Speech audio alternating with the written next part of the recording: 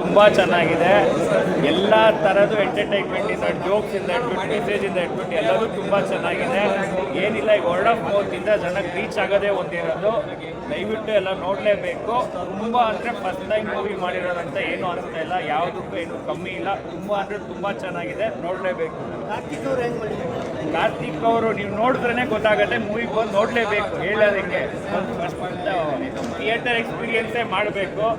OTT ಅಂತೆಲ್ಲ ಕಾಯೋಂಗಿಲ್ಲ, ಇಲ್ಲೇ ಬಂದು ನೋಡಬೇಕು. ತುಂಬ ಚೆನ್ನಾಗಿದೆ.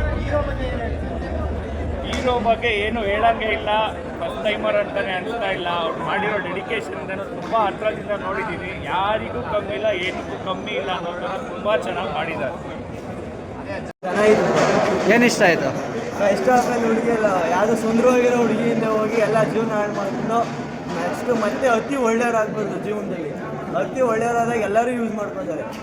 ಡ್ರಗ್ಸ್ ಯೂಸ್ರಲ್ಲಿ ಅವ್ನು ಯೂಸ್ ಮಾಡಿಕೊಂಡ್ರು. ಬಟ್ ಅಲ್ಲಿ ಅವ್ರ ತಂದೆಗೆ ಇನ್ಸಿಡೆಂಟ್ ಆಗಿದ್ದರಿಂದ ಅವ್ನು ಮತ್ತೆ ರಿಕವರ್ ಆಗಿ ಅವ್ರ ತಂದೆಗೋಸ್ಕರ ಅವ್ನು ಹೀರೋ ಆದ. ಇಡೀ ಸಮಾಜಕ್ಕೆ ಒಳ್ಳೆ ಮೆಸೇಜ್ ಕೊಟ್ಟ. ಯಾರೇ ತಪ್ಪು ಮಾಡಿದ್ರು ತಪ್ಪು ಅಂತ ಡೈರೆಕ್ಟಾಗಿ ಹೇಳ್ಬೋದು. ಆ ಥರ ಒಳ್ಳೆ ಮೂವಿ ಚೆನ್ನಾಗಿದೆ. ಬಗ್ಗೆ ಒಳ್ಳೆ ಮೆಸೇಜ್ ಇದೆ and it's all fun and ಚೆನ್ನಾಗಿದೆ. ಕಾರ್ತಿಕ್ ಅವರ ಆಫ್ರಿಗೆ ಹೆಂಗಿದೆ? ಕಾರ್ತಿಕ್ ಅವ್ರದ್ದು ತುಂಬ ಚೆನ್ನಾಗಿದೆ.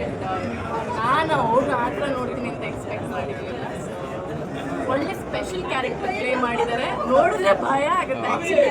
ನಾನು ಅವ್ರನ್ನ ಆ ಥರ ನೋಡಿಲ್ಲ.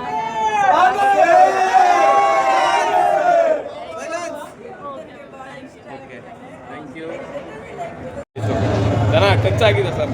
ಫುಲ್ ಆಯ್ತಲ್ಲ, ಫುಲ್ ಖುಷಿ ಆಯಿತು.